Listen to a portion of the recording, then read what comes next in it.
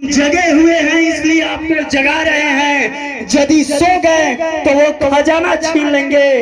ऐ मेरे भोले भाले बहुजन समाज के लोगों, यदि आज भी अपने अधिकार की कीमत नहीं समझे तो डॉक्टर अंबेडकर पैदा होते हैं तो एक तरफ इसी भूमि पर दास प्रथा जैसी कुप्रथा को संगठित रहो, संघर्ष करो, क्योंकि इस मंच पर जितने भी लोग बैठे हुए हैं या इस मंच के नीचे हमारे जो सम्मानित लोग हैं वो तभी ये बात कह सकते हैं जब वो खुद शिक्षित होंगे।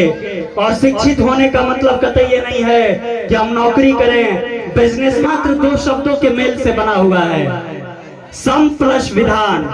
सम का मतलब ही होता है बराबर और विधान का मतलब होता है नीति तथा नियम। हुए हैं इसलिए आपको जगा रहे हैं, यदि सो गए तो वो खजाना छीन लेंगे। कि हम जगे हुए हैं इसलिए आपको जगा रहे हैं, यदि सो गए तो वो खजाना छीन लेंगे। ऐ मेरे भोले भाले बहुजन समाज के लोगों, यदि आज भी अपने अधिकार की कीमत नहीं समझे तो कल वो हमसे हमारा आशियाना छीन लेंगे, आशियाना छीन लेंगे।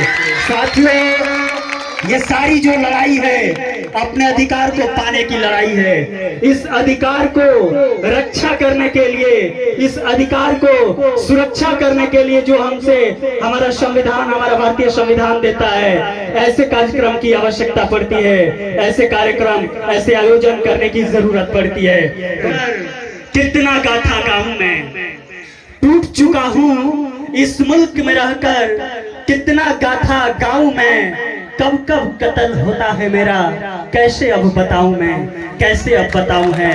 ये जो भूमि है जहां एक तरफ डॉक्टर अंबेडकर पैदा होते हैं तो एक तरफ इसी भूमि पर दास प्रथा जैसी कुप्रथा को, व्यवस्था को चलाने के लिए उन मनुवादी सामंतवादी ताकतों के द्वारा हमें दबाया जाता है, हमें सताया जाता है। जब एक तरफ हम भगत सिंह की बात करते हैं तो एक तरफ हमें सती प्रथा भी याद आता है कि जिस भूमि में भगत सिंह पैदा हुए उसी भूमि पर सती प्रथा कैसे आखिर ये प्रचलन में था। तो कहीं ना कहीं एक नारी होते हुए एक नारी की दर्द को बयां की है। आप सभी लोग से आग्रह करेंगे कि ऐसी आवाज जो भी लोग नारी बन रही है उन सबका साथ दीजिए, क्योंकि यदि आज आप लोग साथ नहीं दिए, आज आप लोग इनका समर्थन नहीं किए तो किसी ने सच ही कहा है कि चलते घर को देखने वालों, पूछ का छप्पर आपका है, आपके पीछे तेज हवा है, आगे मुकद्दर आपका है। अरे उनके कत्ल पर मैं भी चुप था, मेरा नंबर अब आया, मेरे कत्ल पर आप भी चुप हो,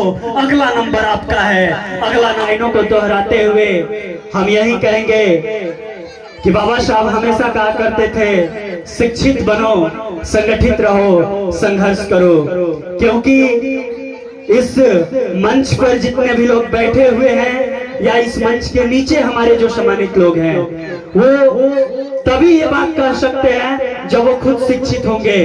और शिक्षित होने का मतलब कतई ये नहीं है कि हम नौकरी करें, बिजनेस करें तथा अपने परिवार में, अपने रिश्तेदार में या अपनी भलाई में ही हम सीमित हो जाएं। शिक्षित होने का मतलब ये है कि हमारे पास जितना भी जो भी ज्ञान है, जो भी नॉलेज है, हम अपने समाज में वितरित करने का काम करें, उसको प्रचार करने का काम करें, उसको प्रसारित करने का काम करें। क्योंकि बाबा साहब का मिशन था, बाबा साहब का मूवमेंट था कि इस देश का जो बहुसंख्यक तबका है, जो बहुसंख्यक समाज है, वो इस देश की जिस दिन सर्वशक्तिमान सत्ता पर काबिज होगा उस दिन हम सभी के ऊपर कभी भी अन्याय नहीं होगा, अत्याचार नहीं होगा। इसने हम सभी को जागरूक किया।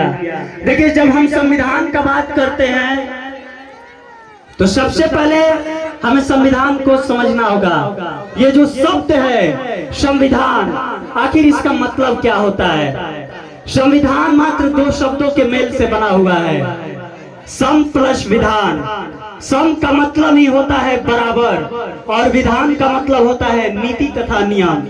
यानी जिस दस्तावेज दस्तावेज में सबके लिए एक नियम हो, सबके लिए एक विधान हो, उसे संविधान कहते हैं। और इस संविधान की परिभाषा हम नहीं, हमारे कोचिंग के वाले नहीं, इस भारत के भविष्य को गढ़ने वाले बाबा साहब डॉक्टर अम्बेडकर ने दी है। और वही संविधान है जो हम अलग अलग जातियों में बटे हुए हैं, अलग अलग वर्गों में बटे हुए हैं, क्षेत्रों में बटे हुए हैं, भाषाई आधार पर बटे हुए हैं, तो वो संविधान ही है जो हम सभी को एकजुट करने का काम कर हर गली चौराहों पर दिखते रहेंगे।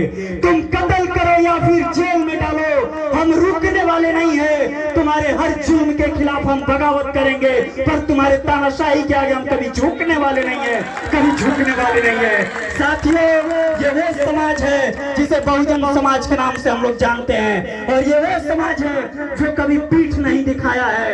ये वो समाज है जिन्होंने लड़ते लड़ते मौत को स्वीकार किया है, कुर्बानियां दी है, हंसते हंसते फांसी को चुना है, परंतु ना कभी दबा है, ना कभी टूटा है, ना कभी बिका है।